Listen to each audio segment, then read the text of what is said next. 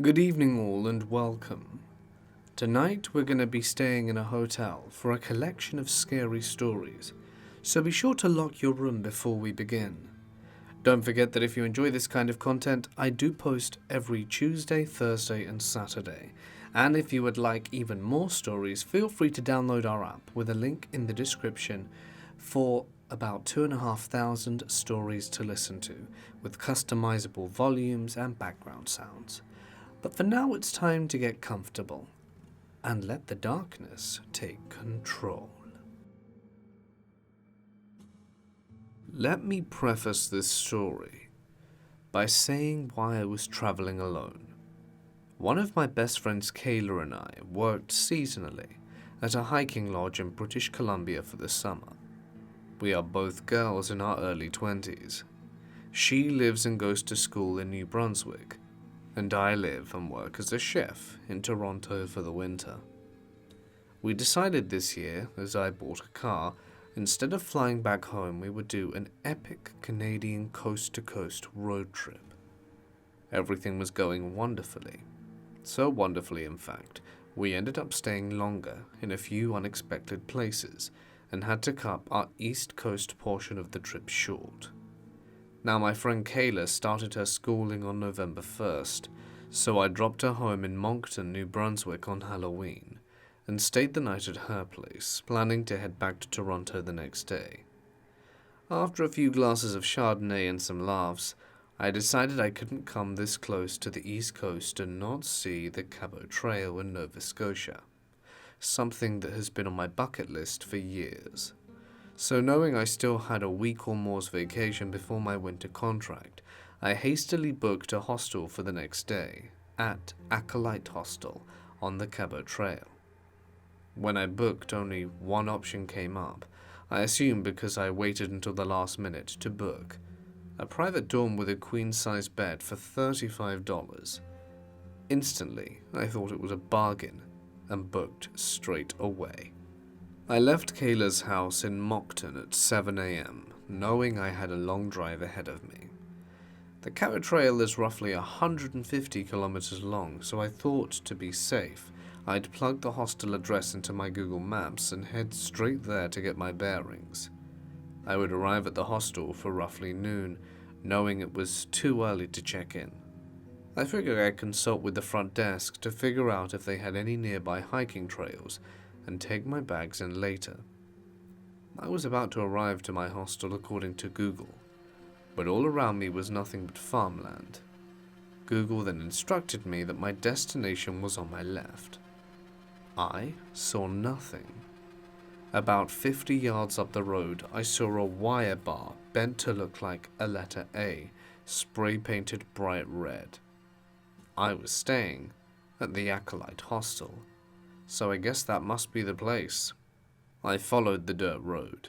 It led me to what I can only describe as a dilapidated barn, no signage, and there were two cars parked in front. So I parked alongside and got out of my car, as I tried to figure out where I was. Once I exit my vehicle, a smallish man in his mid-40s with dark hair and intense eyes popped out of the barn and asked me if I was staying with them tonight. I said that I was, and he asked why I booked so last minute, and I explained my situation and he seemed satisfied with my answer. He insisted on taking me on the grand tour of the barn. The first thing I noticed was the entirety of the barn had been dug out of its foundation about 5 feet deep and 3 feet around. He led me across some particle board laid down as a sort of ramp leading inside. The second thing I noticed about the property was that there were no windows. It was clearly a barn meant for livestock. The gentleman leading me on this tour was named Kevin, the owner. He proceeded to tell me about his grand plans for the space. It all seemed pretty far-fetched, as it was a big old barn with particle boards separating most of the rooms. He led me up the skeleton stairs made of plywood and 2x4s to the cabin loft, where I would be sleeping that night, along with his family, the mother of his 5-year-old son, his son and Kevin's own mother, who insisted I call her Mum. The upstairs was certainly open concept. A frail curtain separated the beds to the sides with a large open area in the middle. I asked if I was the only occupant that night, and he said yes. I had a feeling he didn't often get occupants. I told him I was interested in the hikes in the area and wanted to get to them before it got dark. He gave me very detailed instructions of his favorite hikes and how to get to them, and off I went. I figured the place wasn't ideal, and I wish the website would have let me know it was still being built. But hey, I booked last minute and beggars can't be choosers. Plus, he was very friendly and helpful on my hiking advice. I hiked the area until it started getting dark. I didn't pack enough food for the day, but I figured I'd head into town for dinner. The nearest town was clearly a banging tourist destination during the summer, but now was the off-season, and it was a ghost town. All the hotels and B&Bs in the area were boarded up, such a ghost town that even the liquor store was closed for the off-season. Finally, I found a dark, dingy, empty bar to eat dinner. It was, to phrase it lightly, a disappointing supper. I had this romantic image in my head of me sitting on the harbour front sipping on bubbly, slurping back some fresh ocean oysters. I was assured by the server/bartender/cook that the oysters I had ordered were definitely not fresh, and I decided to not ask further. I figure, with all my options for things to see and do exhausted, I should just head back to the hostel and read my book. I got back for roughly 8 p.m, and I could smell the family that lived there were in the midst of cooking dinner.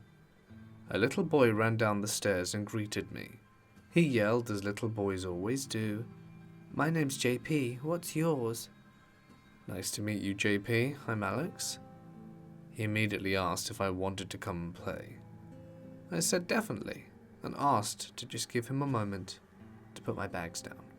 He followed me through the translucent curtains to my room, so instead of getting settled in, I headed straight out into the main area and started throwing a foam ball around with JP.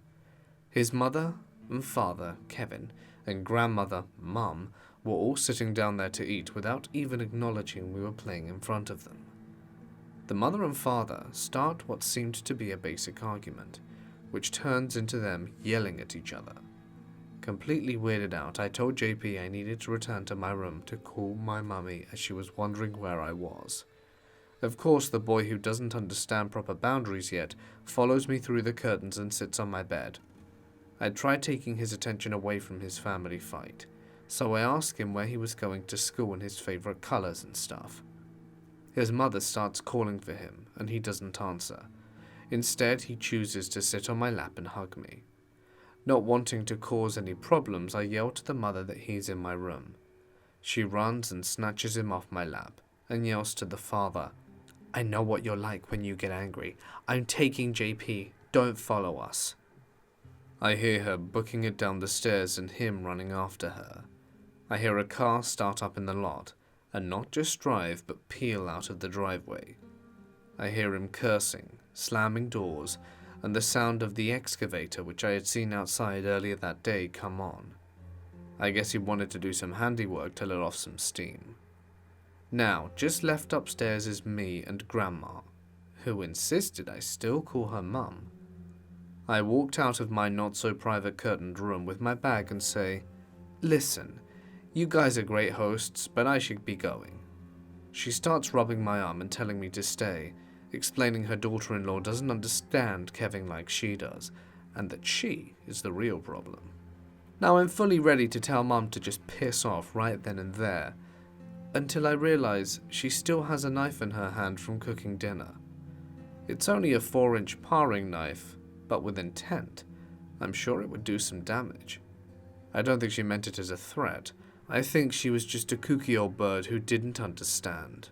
Maybe don't hold the knife while trying to console a stranger.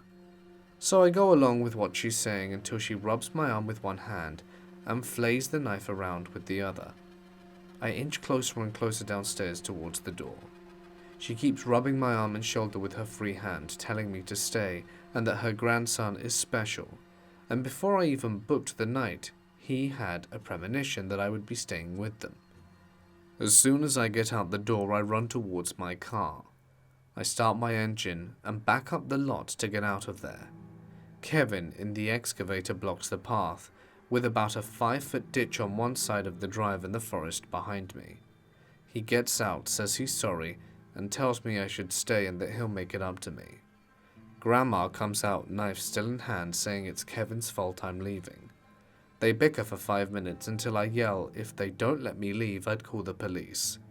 All of a sudden they get super defensive, like I'm the one being unreasonable, so I turn off my engine and start to dial. Kevin gets back in his excavator and starts backing up. As soon as he's far enough away, I can see the opening to drive across the grass. I turn my engine back on and rip out of the drive. I'm sure I'm doing a number on the suspension of my little sedan. As soon as the property is out of sight, I go to call my friend Kayla. No service. I remember back to earlier in the afternoon when I first got to the hostel. I was going to check my messages and saw the no service sign. Even if I'd have wanted to call the cops, I wouldn't have been able to. I drove the 6 hours straight to Moncton, New Brunswick, and stayed with Kayla again. The site I used to book was Hostel World. Once I got back to Toronto, I couldn't even find them online anymore. I did, however, receive an email from Kevin explaining he was sorry and not to leave a negative review. They're not on any sites, Yelp, TripAdvisor, etc., so I couldn't even leave them a review if I wanted to. Funnily enough, they're still on Booking.com and have really good reviews. I think it might be cool when there are other people there too.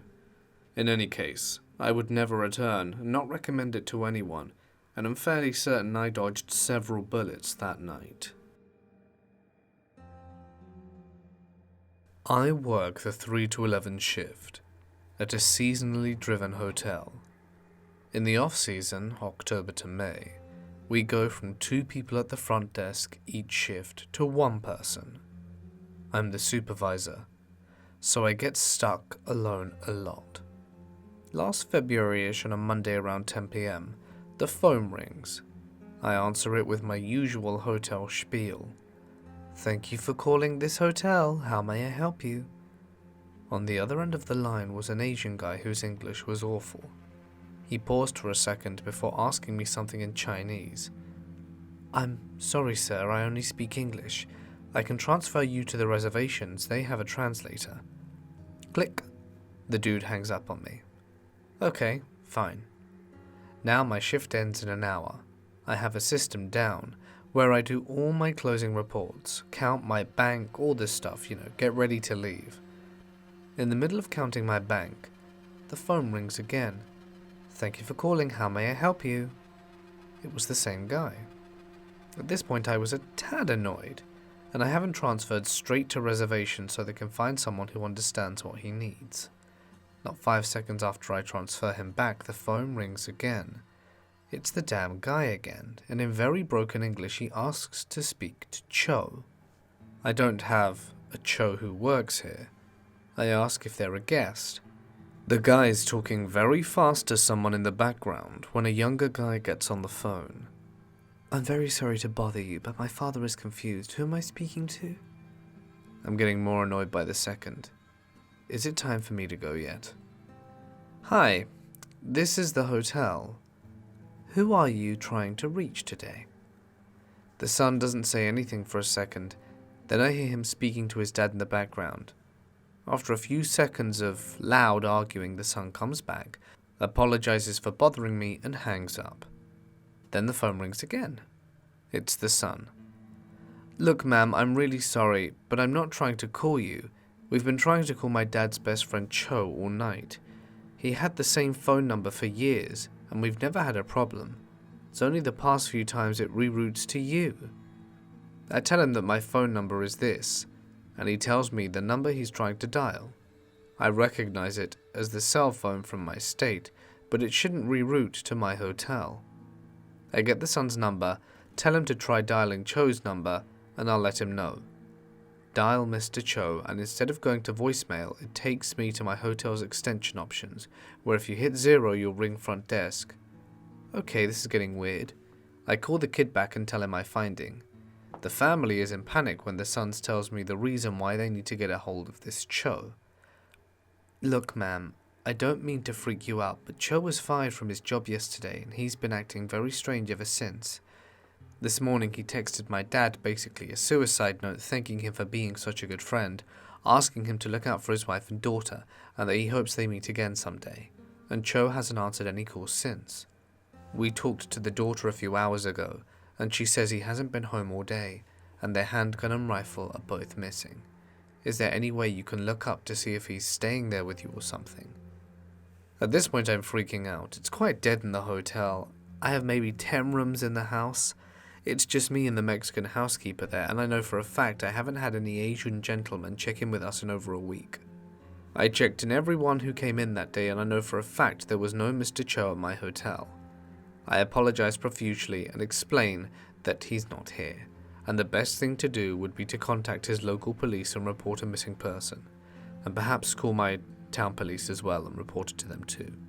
I say that if I find anything out, I'll call them back. They thank me and we disconnect. It's 10:45 and it's creepy at the hotel. Is it possible someone checked in for him? Are the housekeepers going to walk in to find a dead guy in the morning? The overnight guy comes in and I don't tell him anything. He's already paranoid and weird to begin with. Telling him would make things worse. And I go home and dream a lot about suicidal people. Fast forward 3 days and the body of an unidentified man is found in the bay about 2 blocks from my hotel. He had a gunshot wound in his head. Later that day, he is identified by a family friend as Mr. Cho. It's definitely the scariest thing that's ever happened to me.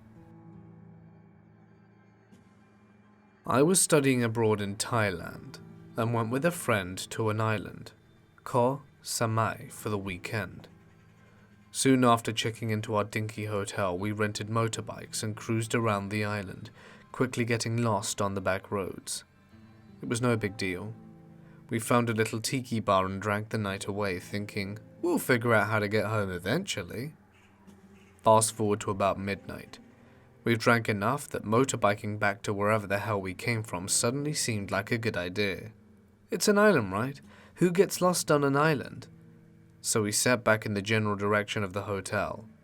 After about an hour of zigzagging around dirt roads, we passed something that smelled terrible, and I turned back to make a sour face at my friend.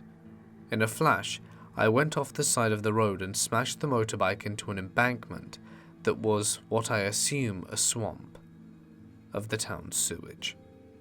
By the time I realized what happened, I was almost fully submerged and trying to account for my body parts, let alone wipe my face and mouth clear of the revolting slush. I scrambled out, scratched, bruised and shamed, but in one piece. The motorbike was stuck, half submerged. We yanked it out and somehow got it running again, then limped back towards the hotel. We eventually made it back to the hotel. It must have been at least 3 a.m. I stunk of crap and had a plethora of scratches and bruises that had been marinating for over an hour. So I sprinted to the hotel shower room like my life depended on it. After a few minutes of obsessive scrubbing, I emerged to an empty room with no friend in sight. So I went over to my suitcase to get dressed and looked for him.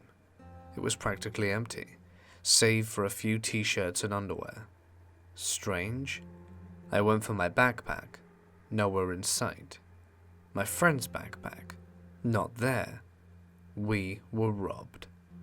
Frantically, I threw on a shirt and underwear and ran outside to find my friend banging on the door to the lobby, already aware our stuff was missing. Feeling drunk, hungover, and violated in multiple ways, I sprinted over to join him, banging and throwing rocks at the window until someone responded and helped us report the crime. Before long, a little old man poked his head around from the corner of the building. We yelled for his attention and he darted away. We chased.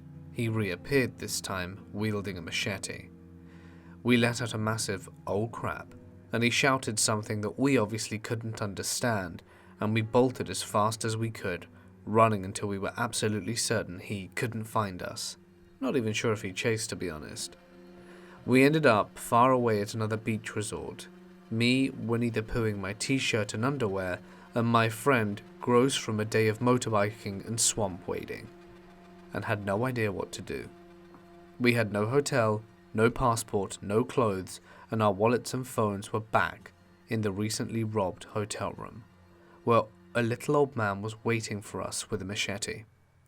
Defeated, we passed out on the resort's beach chairs and allowed mosquitoes to feast on our helpless bodies until the sun rose. That morning we limped back to the hotel, snuck into the room, grabbed all that was left of our possessions. Thankfully it wasn't robbed twice and our wallets were safe. I bought a bathing suit to wear over my underwear, and then we swiftly got the hell out of that miserable little hell realm of an island. And to this day it remains my most horrible travel/vacation experience, as well as one of my favorite stories to share. Just be careful where you book your hotels, guys. A few years ago, we went on a church trip to one of our favorite concerts that runs on New Year's Eve to celebrate the new year. Not only is it concerts, it has all kinds of other events and things to do beside the music. We decided to go super last minute, and a lot of the hotels in the area were booked. We ended up staying in a rinky-dink little roadside motel, about a half hour from all the events, and pretty much in the middle of nowhere. The entire place was sketchy, and made me uncomfortable, but I felt like we could deal with it. So, we were separated, boys in a room, girls in a room, and then chaperones. We get into the room and the first thing we notice is a back door. What kind of hotel has a back door? The chaperones staying next door insisted that it's sealed shut, but still let us know if anyone knocks on it to not hesitate to let them know by knocking on the wall or whatever. No sooner than 5 minutes later, one of the guys comes to our room and, jealous of our back door, throws it open, proving that it wasn't sealed shut as we were told. We locked it and went about our business. Late that night at about 11:30 to midnight, we get back to our hotel and our chaperones tell us to lock the doors because there were men sitting outside drinking, very obviously drunk, as they started catcalling us because we went to our room. I didn't think much of it, and slammed and locked the door, which the young girls in our room decided would be completely okay to always answer without looking first, because, well, why would they be knocking on our door if they didn't know us, was their logic. Not okay. And I had to explain to them that you always need to look to see who you're opening for, obviously. Anyway, late that night, I was woken up by an odd sound, almost like tapping. I sat up and glanced around the room before I realized someone was knocking on our door. I very quietly got out of bed, careful to move as silently as possible, and went to the door to check on the peephole. No sooner had I glanced out, a hand slowly covered the peephole to hide two of the men that had been drinking outside earlier, and my heart started racing. I slowly got back to bed, trying to stay quiet and calm as the knocking persisted, only to see a shadow move out of the corner of my eye and realize there was someone standing there, the back door as well, barely visible through the blurry tinted window. One of the girls I was with woke up too. Confused, she looked at me.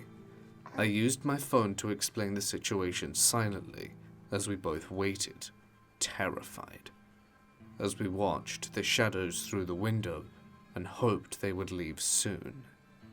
At some point we both managed to fall asleep again, but when I left the room the next morning, there was a paper on the ground in very shaky, messy handwriting, and it read, "Seeing your pretty eye was enough."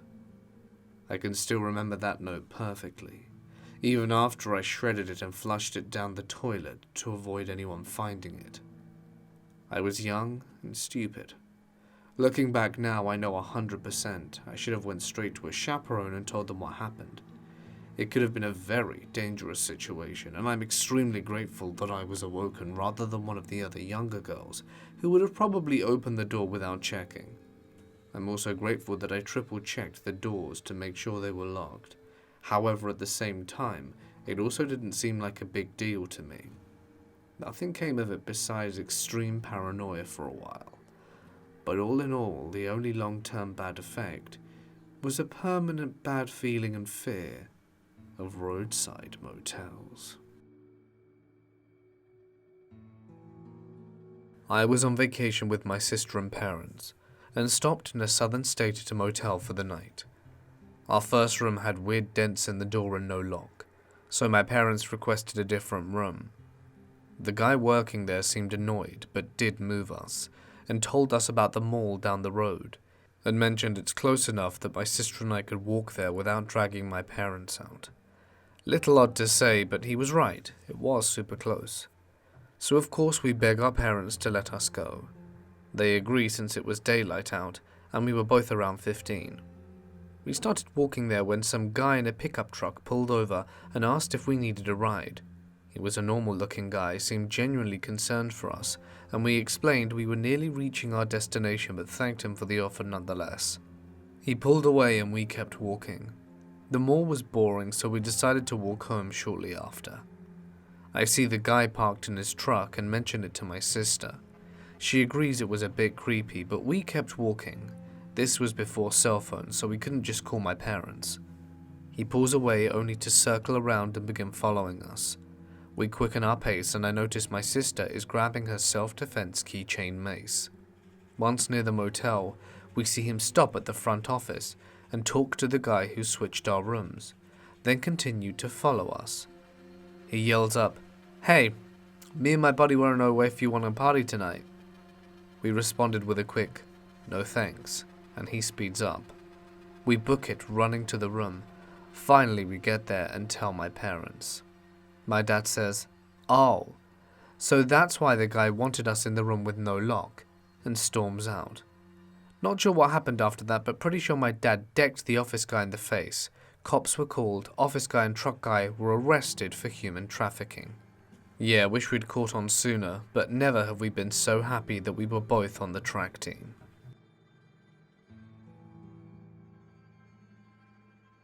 My family was on vacation in Florida, I think near Orlando.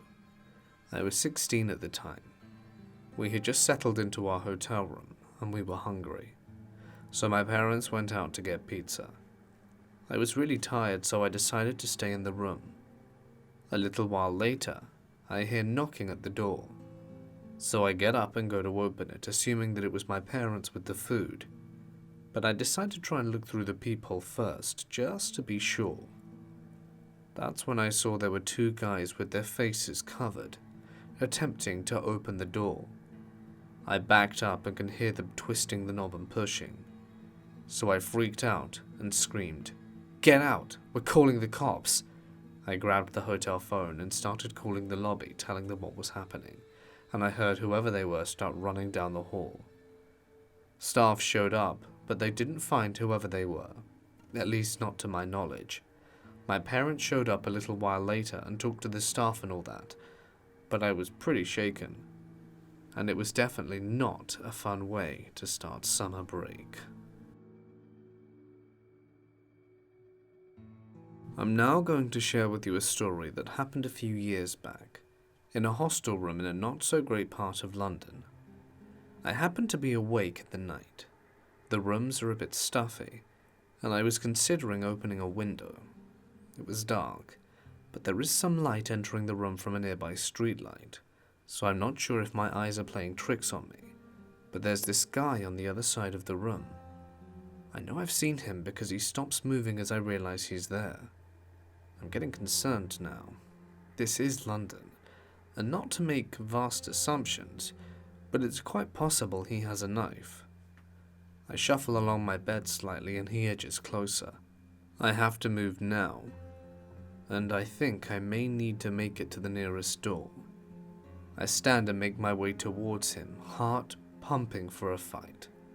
A couple of steps in, I get this feeling that this isn't right and I'm missing something. My eyes adjust a little more. I take half a step more and my eyes focus a little more, and then bam. I realize I'm not staring at another guy.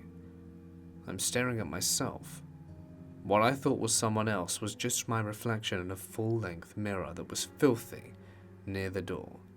I literally almost perished at the thought of my own reflection. This happened about a year ago. I work at an upscale hotel in one of my state's most affluent suburbs. Like most hotels, we struggled badly during the coronavirus outbreak. Our rates had been slashed in half to get guests through the doors, and our clientele had shifted from upper crusty business people to a mixed bag of characters. It's mostly been fine, with a couple of notable exceptions earlier on in the pandemic. Cut to the night I was working. I work alone overnight, 7 p.m. to 7 a.m. About 3 hours into my shift, I get a call from room 235. He has a strange voice. It's quiet, raspy, and perhaps a hint of an accent. He tells me he can't figure out how to work the remote in his room. I assume that the batteries could have died, but he insists the remote works fine. He just doesn't understand how to operate the volume button. I find this strange. I've worked in hotels for 5 years, and I've never once encountered someone who didn't understand the TV remote. I give him the benefit of the doubt. The volume button is like the Guitar Hero strum switch. You have to press a single switch up or down to navigate. Also, working in customer service, you do come to realize that people are much, much dumber than you want to believe they are. Since I'm alone at the hotel and technically not supposed to leave the front desk, I tell him that if he comes down to the lobby, I will gladly show him how it works. This upsets him, and he grunts and starts complaining that our customer service is terrible, and what kind of hotel wouldn't have an attendant come to the room for something like this. I give in. He's only 1 floor up, and I can't possibly take very long to show someone how to change the volume on a remote. Everyone has checked in. It's not worth the argument or the bad review later, and I tell him I'll be up in just a moment. I knock on his door and do the customary call-out. Guest services. I can faintly hear him talking to someone, but it's muttered, and I can't pick out any distinguishable words. At first it felt like he was instructing someone else to get the door, and I anticipated it opening shortly after. The talking went on for so long that I wondered if maybe the people in the room hadn't heard me.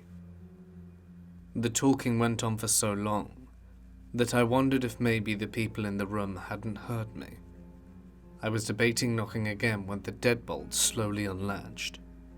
Normally when I go into a room, the guest opens the door wide and stands to the side to let me in, or at the very least opens the door enough so that I could fully see them and they can fully see me. Not 235. He barely cracks the door. It's open maybe an inch. Even weirder, all the room lights are off.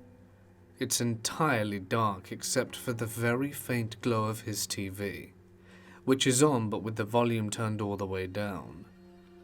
His voice sounds exactly like it had on the phone, raspy and whispered. He's standing behind the door so I can't see him at all. Completely disembodied, he instructs me, "Come on, come inside, sweetie." I say nothing and don't move. I guess now is the part where I tell you I'm a smallish 5-foot woman with a baby face in my mid-20s. "Come on, come inside." He sounds more edgy, more insistent this time. It felt so obvious like a trap that if I wasn't absurdly on edge, I would have been insulted. How naive does he think I am? I push the door open but remain as much in the hallway as possible. I take the opportunity to reach for the light switch just inside the door. The room lights up, and I finally get a look at him. He is at least 60, white-haired and slim, but with a little gut. He's shirtless, is wearing pants, but his belt is undone, and the ends are flopping down. I'm not entirely sure, because I try not to look, but I believe his pants are also unzipped. He appears to be completely alone in the room. The only piece of luggage is a small black duffel bag. I try to explain the volume switch from where I'm standing awkwardly in the doorway, but he isn't comprehending at all. Or at least he's acting like he isn't. I ask him to give the remote to me so that I could show him, but he backs further into the room. You know, it'd be easier for both of us if you just come inside. For a brief moment, I think I see his eyes glimmer. I made it through the night. My boss was very concerned and felt badly and apologized if he had ever made me feel like I had to go up to the guest rooms, while alone, at the property, and made it clear he wants us to never do that again. For the record, no one has made me feel like I have to do it. All of the front desk staff do it from time to time. I usually don't unless it's one of our regulars who just needs a new roll of toilet paper or something. I did in this instance because it seemed like it would be quick, and while he sounded weird on the phone and I hated his voice, I didn't expect it to go as it did. You encounter a lot of weird people working in lodging. Usually I feel like I can tell the benign from the malignant. Obviously it was a bad call on my part and I was wrong in this case and I learned my lesson. As for not calling the police or my boss right then and there, I felt like I was potentially going to be in harm's way while I was standing in the doorway and he was actively being a creep. But when I got downstairs to my lockable office with my security cameras, which would have allowed me to see him coming, I was just really anxious and on high alert. I had decided that if he called again, I obviously wasn't going up, and if he came to the desk I would have 911 punched in my cell just in case. We were 2 minutes from the police station, and there's usually a patrol car hanging around in our shopping center. They're quick to show up any time I had to call. Also, I'd like to think critically before I call the police for any reason. I've called them on someone for being similarly as weird, but in a slightly different way, and was told that unfortunately he hadn't technically done anything wrong, and to call back if he did. I don't believe it would have gotten me anywhere. I didn't call my general manager because he lives 45 minutes away, and I'm not sure what he could have done. Anyway, thank you all for your concern. I just wanted to share that you need to be careful while working, because you never know how creepy these people can get. You really don't want to get into a bad situation just for work. In 2019, me, my boyfriend, my best friend, and her partner stayed at an Airbnb in Sandusky, Ohio for a convention. There were several red flags about the place, but it was much cheaper than the hotel near the convention hall, so we opted to stay there. The first red flag happened when we arrived. The owner greeted us and made a point to tell us that his house was directly next door, as in, if there weren't any trees, he would have been able to see into the window of where we were staying. Okay. So he had a few houses on his property. No big deal, right? Wrong. It only gets worse from here. Per instructions, we were forbidden to go into the basement under any circumstances unless there was a tornado. Being the curious young adults we are, we opened the door anyway and were going to investigate but stopped in our tracks as soon as we saw the direction of the stairs were facing directly towards the owner's home. In the darkness, there was a faint electronic glow. We quickly shut the door and barricaded it with luggage. Again, the owner's home was so close, there could have easily been something connecting his house to this basement. A little weirded out at this point, we went and looked at the rest of the house. It was a nice and spacious place, with a narrow staircase to the second floor, where our bedrooms would be.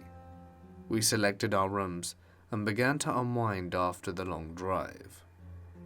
In my boyfriend and I's room, there was a single random sprinkler in the middle of the ceiling that looked out of place. We were tired from the trip, so we didn't think much of it then. But looking back now, there's a good chance it was a hidden camera. Things only got weirder from here. We were gone most of the next day at the convention, and when we returned, one of the outside doors that we definitely locked was unlocked and slightly ajar. My friends and I collectively shared a look of panic and closed and locked the door. My best friend's partner suggested that maybe the owner needed to get something out of there while we were gone, and didn't close the door completely on the way out. We made sure all of our things were still there, and then soon forgot about it because we discovered something more pressing. The locks on both the bedroom doors were now ineffective.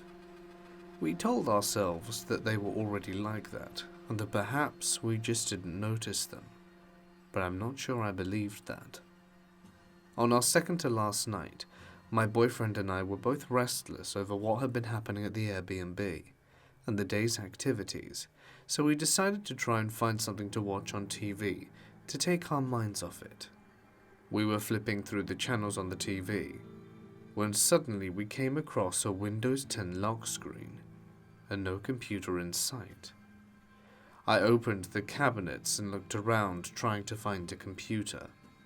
The dresser the TV was on was too heavy to move, but seeing where the wires were positioned, they could have very well gone through the wall and into the basement.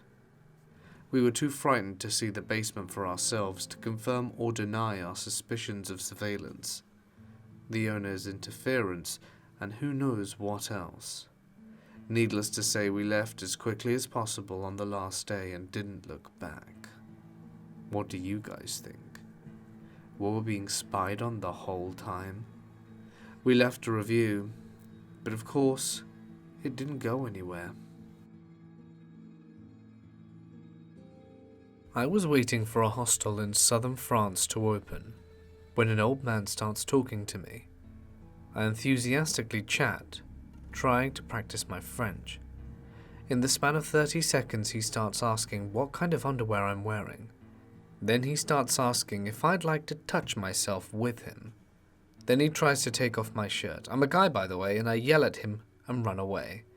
Ladies, I now understand what you have to go through. The hostel opens and I try to explain in my best French that there's a pervert hanging around here. When I realized I didn't know the adequate French words to express what was going on, I try my best using hand signals, but the woman at the hostel was furious, obviously not understanding, and she began yelling at me, and I just didn't know what she was saying. She didn't want to give me a room, but a boy working there who spoke some English managed to better convince her to rent me a bed. Embarrassed, tired, and disgusted, I went to shower. The showers were outside the dorm. No one was around, so I just went in my small travel towel and took my toiletries. After a freezing shower, I walked back to my room to discover that I had forgotten my key and been locked out. No one is around and I'm just wearing a towel. Finally, I realize I have no choice but to go to the front desk and ask for a key. I go downstairs in my towel and no one's there. Desperate, I just go outside in a tiny towel and look for anyone. The entire staff is in the dining room with an entire Swiss marching band. Fortunately, the angry French lady is near the door, and I gestured for her to come over. She immediately starts yelling at me, drawing the attention of the 100+ people to a guy in a towel. Merde. I try to explain that I forgot my key. She keeps yelling. She must think I'm some kind of crazy perverse dude trying to flash everyone. She finally gives me the key, and I end up getting very drunk with the Swiss that night. Hey guys, it's Mort here, and thank you so much for listening. I hope that you enjoyed tonight's stay in Hotel Le Mort. We will be returning to the hotel at some point in the near future, but I have run out of hotel stories for now, so I guess it won't be for at least another month or so. But thank you for sticking around, it really means a lot. If you enjoyed tonight's stories and you are not subscribed, then I don't know why you don't press the button, seeing as it's free and super easy to do.